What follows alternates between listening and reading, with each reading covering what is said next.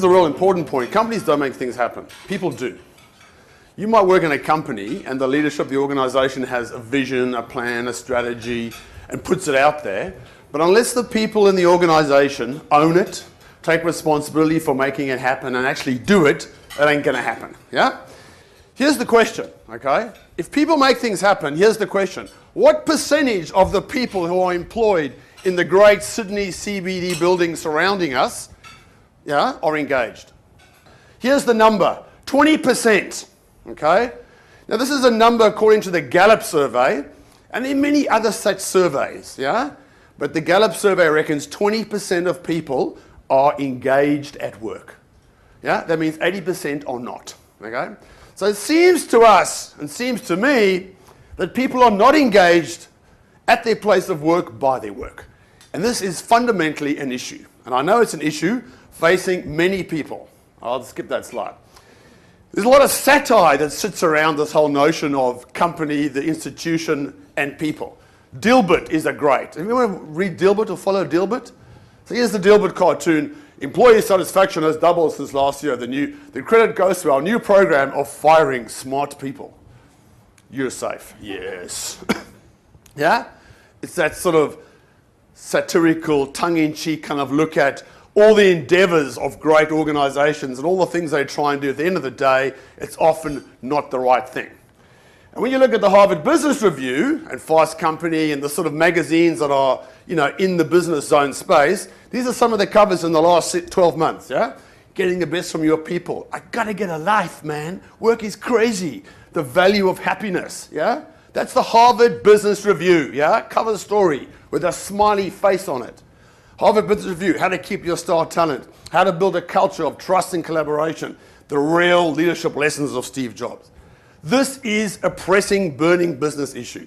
Because for most companies, the biggest resource they have and the biggest investment they make is in their people. And yet they turn up to work and they're only giving 20%. 20% are engaged. The other 80% are not engaged. They're not getting the best out of them. And when you do get people who are engaged, it's a good thing, okay? In other words, does engagement impact on performance? And of course it does. The Gallup study, and this study was done around the world, yeah? Massive, massive study on employment and people and their engagement in organizations. Top half of employee engagement show on average 86% higher success rate in customer metrics, 70% higher success in lowering turnover, 70% in productivity, profitability, safety figures, etc., etc. Happy people are good for business, guys. Happy people make more money. So the goal here, and this is a slide that someone will recognize, hey Mel, is to release workers from captivity so they can grow and thrive. You get that? Remember the blue-collar factory where you went in and did mindless little chores?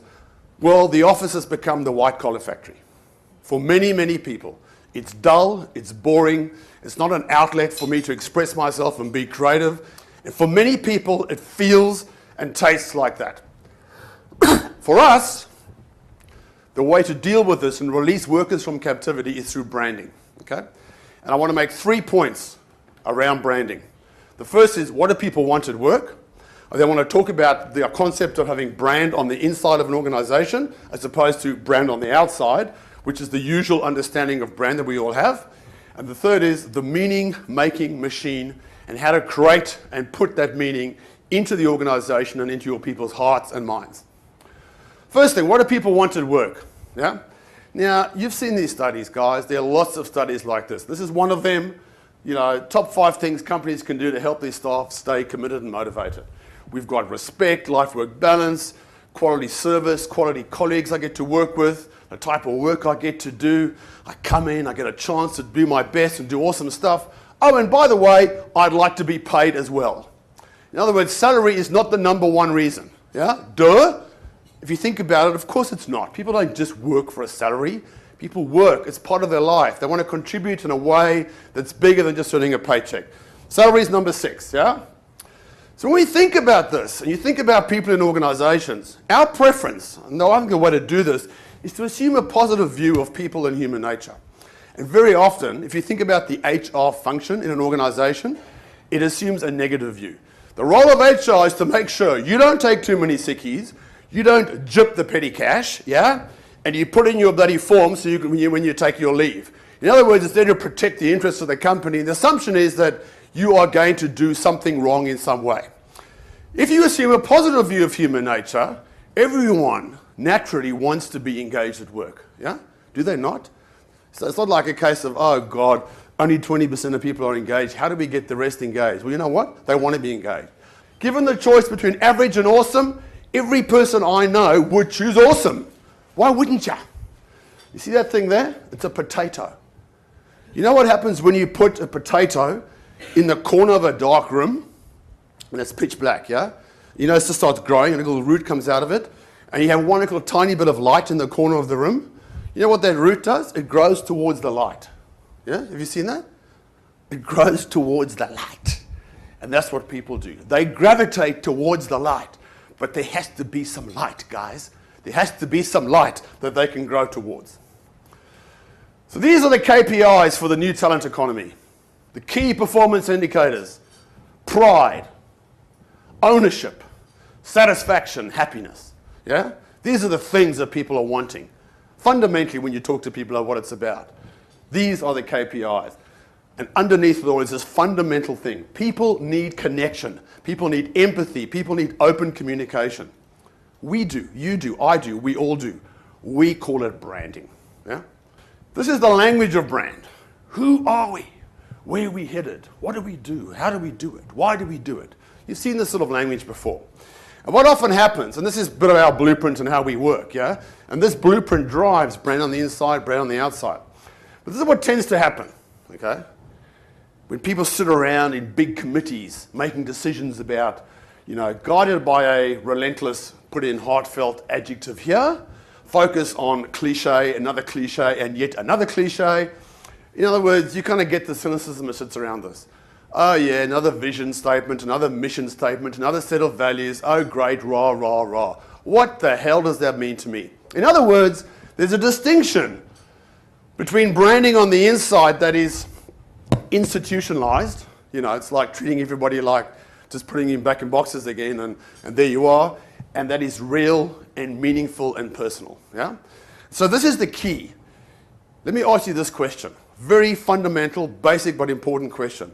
What are the attributes of a peak performer? Like peak, best of the best, on fire in any company or business. Empowered. Focused. Yeah? That language, we can go on and on, that language. Are those words in job descriptions? Are those words in your job description? Empowered, engaged, and motivated? Is that on your CV, the one time you actually package yourself and sell yourself to a company? Empowered, motivated, self-individual, just hire me now, you know? We don't play that game, do we? The CV is quite a serious document. It's my experiences and what I've learned. 3 little tricks about branding on the inside that we've learned as well. 3 little ingredients that really make this thing fly. First thing is start at the top. Second thing is capture your truth. What is our truth? What are we really and fundamentally about, honestly? And the third thing is tap into people's intrinsic motivators. Here's the last bit, the meaning-making machine. So we think of brand, therefore, as a meaning-making machine. It creates meaning and purpose. What is our purpose? And it plays out like this, okay? So purpose is a grand idea, a grand ideal. This is how it plays out. In your life, and in every single person's life, sitting out there, working in their little cubicle, they've got 2 lists of things they've got to do every day. There's stuff they have to do, and there's stuff they like to do. And for most people, the list looks like this. If you are not engaged at work, it's because your have-to-do list is a long thing of shit you have to do, and your like-to-do list is a very short list, and it's usually reserved for holidays and weekends. Now, if your way of being is, I have to do this, that's what I get from you. Thank you very much. And you know these people. You've had meetings with these people. They walk into your office, and their whole way of being is, I have to do this. You go, oh my God. Yeah, here we go. The key is to change the balance here. There are always things in life you have to do. That's life. But what you really want to do is make sure that your I like to do list is longer than I have to do. And that comes down to what is your motivation and your purpose for what you do. And that's what branding brings. And that's what leadership brings and all those things. And some of you probably know this story about a guy who's a sweeper. Yeah, it's quite a famous. He's at NASA. He's a sweeper at NASA. I bet you just live for weekends and holidays. No, I'm not a sweeper.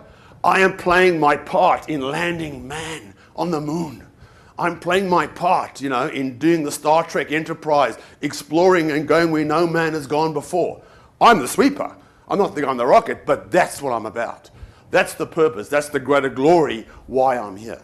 In the same way, every company has that. And the thing is to find that, identify that, and put that out there.